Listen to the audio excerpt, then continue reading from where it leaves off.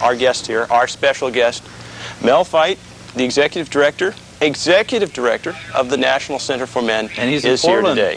We're here in Portland. He is on our show, and our show is called Mel Feit Speaks. Mel, what brings you to the Northwest? Speak, Mel. Jim, you're fired. I came out here to fire you. I wanted to deliver the news personally, and you're gone. You're history, pal. No, all right. He's trying to throw me off my game, and it doesn't work. I'm a professional. Portland and Seattle, the Northwest, is a hotbed of men's rights activity. So Gloria Allred got... I got to get questions here. This is a question that's been burning on my mind. Yes, okay. Mel, is it true that Gloria Allred is a consummate bitch? No, she's really she's very a good. No, media she's not. bitch? No, she's not. Gloria Allred is very good at what she does. She's very intelligent. She's wrong. She's dead wrong. She's but just wrong. Really good at what she does. And I never underestimate her. I always go in with a lot of respect for her, because the day that I underestimate her is the day she beats me in a debate, and that'll never happen. Yeah? Yeah. Who else have you debated along the lines of leading feminists? I've debated every leading feminist in the country, probably. Patricia Ireland? Patricia Ireland, the first national show I ever did, Sally Jesse Raphael. And she was on with Bella Abzug, and we went at it, But that was a day when you could talk about issues and ideas, and Patricia Ireland and I talked about ideas. And what happened was that Patricia Ireland, this is back in 1988, and Patricia Ireland said something that wasn't true. Okay, What'd she and say? I don't remember. She lies about everything, right? She said something that clearly wasn't true. And one of our founding members was in the studio, and he screamed out as loud as he could, "Bullshit!" And he grossed out everybody, all the women in the audience went, "Oh my God!" Now you see what happens is, now this is nothing. Now every other word that people say on talk shows is an obscenity. They bleep out half the shows anyway. But back in 1988, when Patricia Ireland was grossed out, or with bullshit. Well, go ahead. Yes. That's all it took. That's all it took. It was a simple, and she was out of the show from there on. She was like she was. She just can't give as good as she gives. Well, she yeah, can't get. Well, that's the thing. They're not. See, they're not. Feminist leaders are not accustomed to being challenged. They like a free ride, you see, and if they're there, and they've been getting a free ride. They get a free ride because for the most part, they don't. No opposition is ever booked. The media just worships these folks. I mean, these women's rights activists are just. If you had to name the biggest myth that's perpetrated by the so-called feminists, the women's groups, we're talking about the real radical ones, like, of course, Gloria Allred, Patricia Ireland, McKinnon, Dwork, and so forth like that. What would you say is the biggest myth that they perpetrate? Oh, all kinds of myths, but one of the biggest myths is that men are the ones that have all the power economically, that we, control the wealth. I'm going to tell you something. When they say that men earn more money than women, it's true. We earn more money than women. Guess who spends most of that money? Women spend almost all of it. So the situation is, we men earn it, women go out and spend it. This is a good system if you happen to be a woman. Let me tell you. Yeah. And they cannot. That's the one thing people can't They cannot allow average Americans to understand that one basic simple fact is most of the money that's spent in this country is spent by women. They have the purchasing power, which is why you see all the man bashing on television and on commercials and on shows, because the advertisers are appealing to people who have the real power, that's spending power, that's women. That's right. That's why you go into a mall, and I can't remember the numbers, but the biggest percentage of shop space in the mall is devoted to women's and women's accessories. Something like 70%. 70–80% of the stuff. So and it's purchased. And again, these establishments in malls, they're not museums. They're commercial establishments. Yeah. They have the space is allocated based on who buys stuff. Yeah. And women are buying it for themselves. Men are buying it for women. Yeah. Most of the stuff that's sold is sold to women because they have the money. Yeah. Well, why are you here in Portland today, Mel? What are you doing over here? You're from where? New York? New York. City? New York City? I'm out actually in the Northwest. We just did a television show in Seattle. And you guys in the Northwest have a very active men's movement compared to the rest of the country in both Portland and Seattle. And we're just trying to make connections and meet people and organize. And so who sponsored your trip out here? It's the National Center for Men. Just sent me out here just. The National Center for Men tour. It's the NCM tour, and someday there will be throngs of groupies following me around as I make the NCM tour. I got to be on that tour, man. It's the tour and the tour de force. All right. The tour de force. But right now, this is just to get acquainted with. I'd like the men's movement to have more unity nationally, and so that we really got to start to work together better. You know, people in New York have to be able to network with people in Portland. That's just inevitable. Have you found out with the so-called men's movement groups that have been popping up, you find that there's a lot of problem with ego, that makes it hard for different groups to work with each other? Everybody's got ego. Yeah. I don't know anybody that doesn't have an ego. But what makes it hard for people to work together is I think people have sincere differences of opinion about how to run a men's rights organization, and it's hard to work that out. Well, or they want to be in charge and they can't understand why other people have differences of opinion, want to start their own groups, right? Yeah, except you're talking to a leader of a men's group, so I'm not going to agree with what you say necessarily. I think what happens is that people come into, let me tell you what happens. People come into men's rights organizations and they think, we have hundreds of members in our group who have the title Director of Ideology. Because they know about, well, they have all the ideas. See, the thing is that they don't do anything. Right? They think that they can tell you how a men's group is run, but they never do anything. So I learned how to deal with these folks. Yeah. Right? What happens is that from now on, when people used to come to me and they say, why don't we do this, why don't we do this, why don't we do this, and I would get all frustrated about it. Now someone comes to me and says, well, why don't we do this? And I say, that's a good idea, you do it. And there's a silence, you see. It was your idea, you do it. Yeah. But the thing is that I think that the men's movement suffers from a real lack of commitment from people who think that Mel Feit or Jim Winston is going to do the job, and they don't have to do anything except tell us what to do, you see. And that's where you start whine about their problem, expect you to fix it. Expect me to fix it, right? You know, we get them a free lawyer, solve all their problems. Some guy called me the other day, can I pay his rent? I don't know him from anybody, can I pay his rent? I mean, the thing is that this is the kind of immature attitude that's out there, why the men's movement is still so small. Because in order for the men's movement to really grow, people got to roll up their sleeves, get in there, and work. All right? A good example of this is earlier this year, there was of course, National Organization of Women had that 100-day call. They had a 100-day project against the contract with America that the Republicans were doing, and at the end they had the big rally in Washington, D.C. I think it was American Fathers Coalition that tried to get fathers from all across the country to do the same thing, and they got approximately 50 on the steps of the Capitol for their rally. National Organization of Women, according to their numbers, has 250,000. I saw the camera pan a few times on the mall, and I've got to, that was a lot of people. Yeah, they can get people to show up. And so we have to ask ourselves... Well, but look at the groups that were there, too. I mean, it wasn't just National Organization. No, there are a lot of women's groups, but the fact is that they were out there. All right, so the men's movement, you know, it's easy for us to blame everybody and criticize feminists, right? But sooner or later, we're going to have to take some responsibility for our own movement. And we're going to have to ask men and fathers who come to us and complain about things and say, how come you guys don't do anything? Where are they when we need them? Because they're not around. As soon as a guy gets his problem solved, typically, he's history. He's gone, all right? And that's one of the main problems we have. And so when you think that it's an ego problem, what happens is sometimes is the leaders get sick and tired of that attitude, that you know, people come in, they're going to tell us how to run things, and they're not going to lift a finger to do anything. I don't put up with that anymore. And, you know, it's just, I think that sooner or later, those of us who are in leadership roles are going to have to insist that people pitch in. Well, everybody's got to do their part. I like to use the analogy of about 2,500 years ago. There's a little narrow mountain pass in southeast Greece called Thermopylae, and the Persians were invading. There was 300 Spartans and a few others volunteers from other cities. And all the Spartans that went there were fathers with sons living. They were hand-picked volunteers. They basically stood there and did not allow the Persians to pass until the rest of Greece could get their armies together for, you know, the Battle of Marathon, where they eventually met. But the only way Persians could get through was through this narrow mountain pass. And that's the analogy that I use. They stood there and they died to the man. Okay, now that's what we have to be willing to do. Stand shoulder to shoulder and fix the problem. You see, and that's the thing, is that people have always made sacrifices in this country. I mean, if people have died, fought wars. You know, we're not asking anybody to take a bullet. We're asking them to come out for a demonstration and hold a sign. We're asking them to send letters. We're asking them to make phone calls. Some people would rather take a bullet.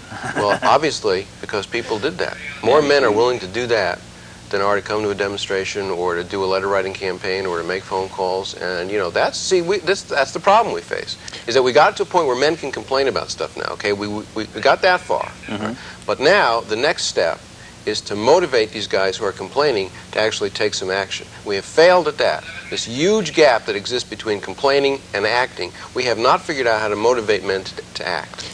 Is this due to some way the men are brought up in this society? Well, I don't know. It's possible that men are brought up, you know, complain too much about stuff as men, but I think we should accept responsibility for it. It's our fault. We're doing something wrong, and I think you know what it is. I think we're too afraid.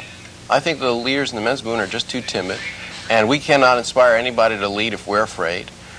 Too many of the men's rights activists are, they're afraid about what people are going to think about them, or if they, how the press is going to respond to them. And I think the average guy, is not going to follow that timid approach. He wants to know that people are leading a men's movement have the courage of their convictions, that they're going to tell the truth, that they're going to stand up to feminists, that they're going to be strong leaders. And too many of the people in the men's movement are not. That's why people aren't following us. So I think it's up to us to get our act together, to be tougher, stronger leaders, and insist that people follow us. If we do that, I think they will. Well, I'm convinced the only way that anybody's going to, if somebody decides to wake up tomorrow and says, I'm going to be the leader of a men's movement in Oregon, Washington, New York, or wherever, you're talking about somebody that's willing to be a tyrant and a dictator. That is the only way to do it. No, I think you can do it by building consensus. I don't think you have to be a tyrant and a dictator, but I think you have to be able to motivate people to get things done, though. You can't put up with crap. Yeah. That's the thing. But that doesn't make you a tyrant and a dictator if you don't put up with crap. You say the thing is that you just have to insist that if a person isn't going to pitch in, that he Goodbye. take a walk. Goodbye. Yeah, that's all. That's not a tyrant and a dictator. That's saying I want to work with people who want to work. All right, and we're going to do that democratically. We're going to build a consensus. But ultimately, it's up for people, the guy sitting at home who knows something's wrong, because a lot of men now know something's wrong. I mean, let's face it. I've got a burning question here. Yeah. What got you into this, Mel? How long you been doing it, and why are you doing it? I don't know. What got you here? I don't know. I've always been into this stuff. This is from when I was a kid. I knew something was wrong. This is not a man's world. There are so many ways that women have privilege and power, and I always knew that. People ask me that question. I didn't mean to give you an abrupt answer, but what happens is that people always ask me that question. Away. I don't care. It's Jim's show. Yeah. Go ahead. Give us an abrupt answer. I'll give you a long-winded answer. Tell us. How about if I give a long-winded answer? Because I never gave an abrupt answer in my life. I don't know how to do it. Short questions mean I have to think of more. Short answers just means I have to think. I don't like to answer that question, but okay, take it from there. Yeah. Now I can. Now I'll talk for the rest of the hour. You guys go home. The thing is that. Feminists try to discredit me with that question. It's like when they realize that they can't debate me on the merits of an issue, when I'm winning the debate, which is what I always do, of course, win the debate. Then what happens is that they try to probe for areas of personal stuff that they can discredit me. Like when I was interviewed by Larry King on the radio, and I was scoring points about stuff, and he said, "So Mel, what got you into this? Bad divorce?" I mean, he's looking for something that will excuse all the ideas I'm saying. He's looking for, he doesn't have to deal with the merits of the case. Are you divorced? No, I have not been divorced, and you have children? But I have not been no children. Never been married, but I have a great girlfriend now, and she has a son, and maybe someday he'll be my stepson, but I have no kids. But that we did a show in Seattle, and that's what the women in the audience were asking me during the break. Are you married? Do you have children? And because I'm not married, somehow they say, "Aha." That discredits everything I've said. It's because if I've not been married, I have no right to speak on this. Well, I do have a right to speak on this. I run a men's group. I have 8 years of experience. It gives me the right to speak on these things. So. 8 years? That's 8 years running. Yeah, 8 years of running the National Center for Men. And in that course of 8 years, we now have members in every state.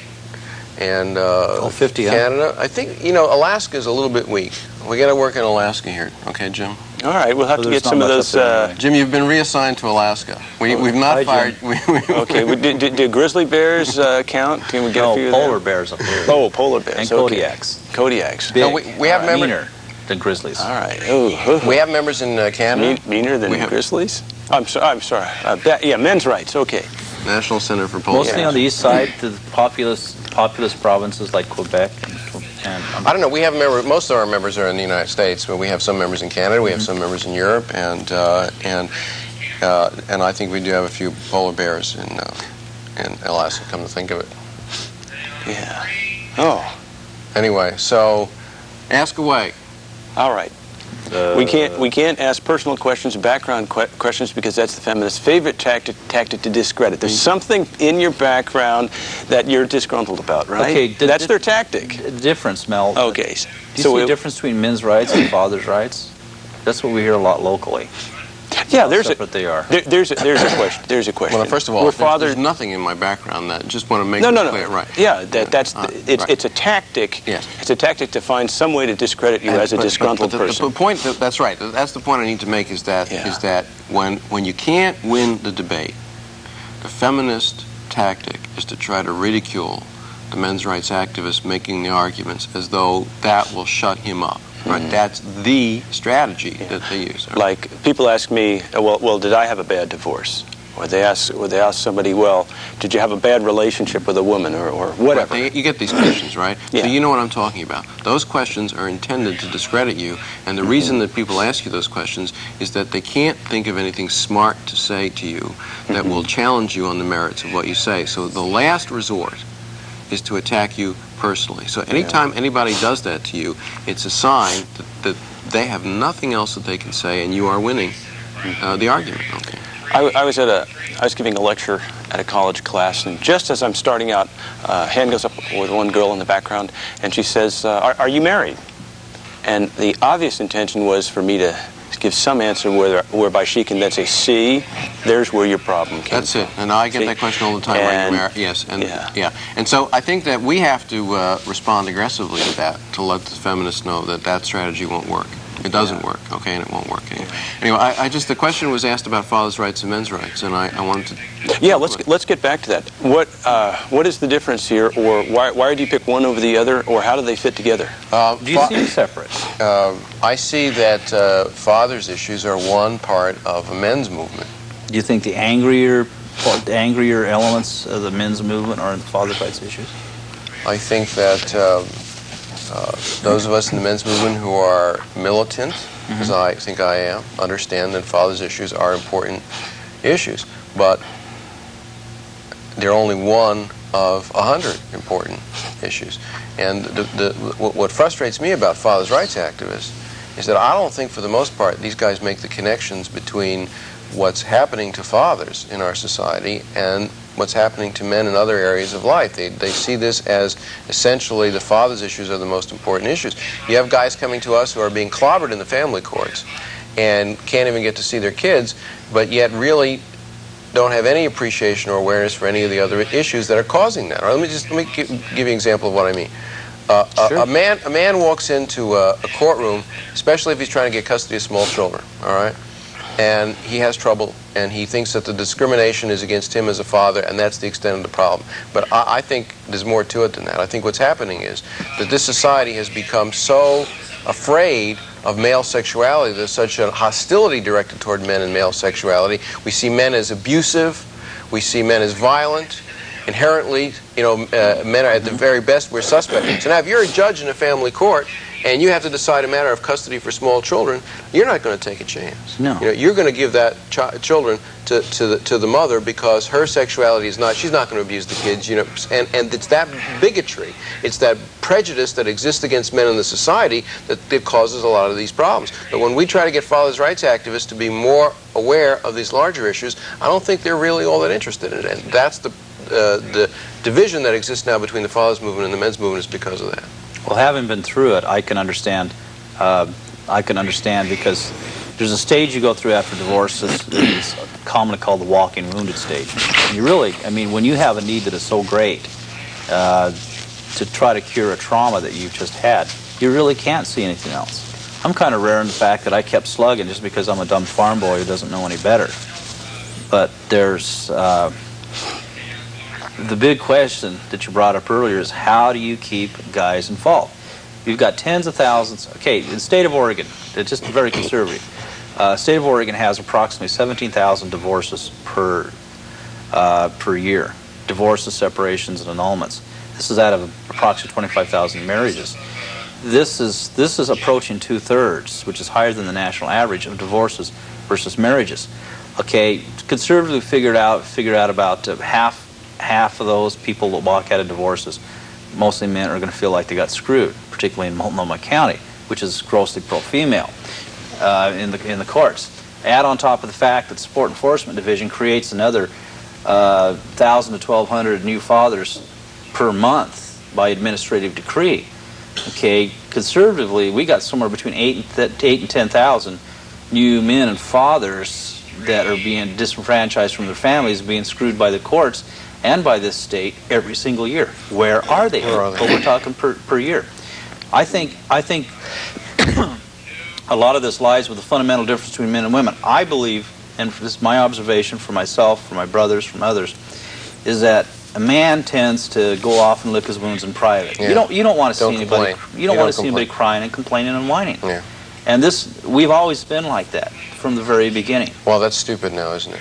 That strategy is self-destructive. But, well, perhaps so, but when you have an emotional reaction, you don't have control over that emotional reaction. Yeah. Well, let me tell you something, though. You're right. And I think that the credo of masculinity is thou shalt not complain.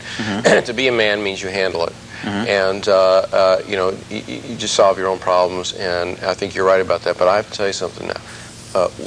We're in a war. We are. I agree with you 100%. All right.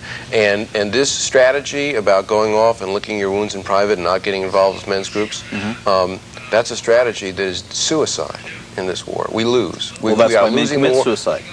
Well, at a higher rate than at a much higher rate than women. That's individuals. But this is political suicide. This is we are dooming men in this country to decades of this suffering in the court system and elsewhere in the society unless we're willing to organize. We've got to tell men it's a war. Now, you know, you want to go off and lick your wounds in private. You're not doing your part. You're just plain not. It's an utterly selfish, unmanly, unmasculine act to not bear your part of the struggle. You can't expect that the next fellow who's going to come along is going to get screwed over just the same and worse unless you act now. Most of the guys who come to us will tell us, you know, I have a serious problem in my life, and we say to them, we'll help you, but you got to make a commitment to the next fellow who's going to come along, who's going to have, and you know, so many men are unwilling to do that. They just won't make that commitment. But that's a cowardly act. That's a selfish act. And unless men are going to say we're going to make a commitment to do the right thing, to stand up and to fight this war, and to make sure that other men who come after us have a chance of winning, we lose. I think we need to develop the persona of the educated warrior. I believe that all of us as men, as inherently, to be warriors. But what do we do in this day and age? We're taught to be wimps. We're taught to be sensitive guys that women don't want. And we keep getting discarded. You know, a sensitive guy sleeps alone at night, but the thing is that bad boy. Yeah. I think that you know, I think men should be sensitive. I think there's nothing wrong with being sensitive, but you got to be tough too. You got to be yourself. Well, you can be whatever you want to be. I agree with you, but I think that it's important for men now to understand that because there's a battle going on. Well, let me tell you. Men have to be tough. Let me tell you about a theory that I have here. Yeah. It's just like when I came back from Washington D.C., Mel. My impression of the state of men in this country is like standing on a railroad track with a freight train coming at us at speed. And this freight train has got a label. It's called domestic violence laws. It includes the Violence Against Women Act. It includes all the restraining orders laws are in every state. And I think this is a huge issue for us. Warren Farrell, when I asked him, what does he consider to be the two biggest issues facing men today? He said lack of reproductive rights. And then he said false accusations. Now, Massachusetts Elaine Epstein, former president of the Massachusetts Bar Association, said that the domestic violence laws in Massachusetts prevent a lawyer from defending any man, essentially in any court in Massachusetts, against any allegation of violence or domestic violence, and that's what we're getting now, that little word, abuse. Well, the laws now are written in a way that sort of by definition makes a woman an innocent victim and a man a criminal, and gives her lots of protections that he doesn't have. I mean, they're illegal. They're illegal. Well, they're illegal now because it's the law. I mean, you know, the point is that it should be illegal, it should be unconstitutional, but because men are sleeping and not fighting back, we've lost our rights. We've lost our constitutional rights. But this is what's really against if you look in the historical scheme of justice in America, this is really a new phenomenon because now we've created a class of victims here that go scurrying off to the court without any notice to the opposing party and tell their sob story. And they're given rights that... False accusation now is a woman's weapon of choice. Yes. To destroy an innocent man. She doesn't maybe not have the physical strength that he has, but she has another weapon, and she can bring the police down to take him away and arrest him, even if he's completely innocent, because now there's no due process. And you know, in every other category of crime, I think, when someone makes an accusation, the police do something that they don't do when a man is accused. They investigate. Yeah, right. They ask questions of the neighbors. They try to gather evidence. And there's a trial before you're considered guilty. If a woman accuses a man of a crime, especially a sex crime, there's an arrest immediately, and the system proceeds as if the woman accusation is true. Well, I think that at least half of these accusations, at least half, are false. The system goes straight to the penalty phase. There's no investigative phase. There's no accusation, hearing phase, and so forth. The system, in essence, goes right into the penalty phase. Yeah, but what we need to do now is we need to start educating even law enforcement officials that women lie a lot. And there has to be something built into the system that will hold a woman accountable for an act of violence. I mean, if you accused a man of child abuse or of rape and it's a false accusation, you can destroy his life. Even if he's innocent and even if he's vindicated, he's never going to be the same. Sexual abuse charges are huge, and they're just about the #1 way. If you want to stop a custody battle in its tracks, just say that. We had one fellow in New York. We had one fellow in New York who was trying to get to see his kids. All right, he was accused of sexually molesting them, and he cleared himself. All right, and then he went back into court to try to see his kids. His ex-wife made the accusation a second time. The process stopped again. Again, there was another investigation, the psychiatrists, the lawyers, and he cleared himself. They found out there was nothing to it. He went back into court to try to see his kids, his wife the third time. And again, the system stopped. And again, he cleared himself. And then she came in a fourth time and a fifth time. 5 times, because she understood that she had the power to manipulate the system that way. Even though he'd been cleared 4 previous times, all she had to do was walk in and make another accusation. They were going to keep him from his kids. It's called the rape shield laws do that, Mel. And we've allowed this to happen. We've allowed this to happen. Rape shield laws are very biased in the sense that they protect women. Well, rape shield law means they have to take every accusation and treat it as a new one. We've got a case here in Oregon where there's a 7 or 8-year-old girl that every time her mom moves in with a new boyfriend, she says, well, he's been sexually molesting me. And the defense attorneys are not allowed to come to court and say, she's done this 3 times before, two times, whatever it was. They were all false because everyone has to be brand new. But I'll tell you what should happen. Too many people make money. I'll tell you what should happen. Yeah. The first time it's done, after the first accusation, she goes to jail. That's if they can find out if they prove it. Prove it. Beyond a reasonable doubt, she goes to jail. That's why we need men off their asses, on the phone, writing letters, getting involved with the National Center for Men, Oregon Men's PAC, whatever. Just whoever, to try to change the laws in their state. Okay. Well, men have to act. The key word is action. There's time to talk and it's time to act, and we've been talking long enough, and if most men who are watching the show are not going to act, then forget it. There's not going to be a men's movement. We've got to get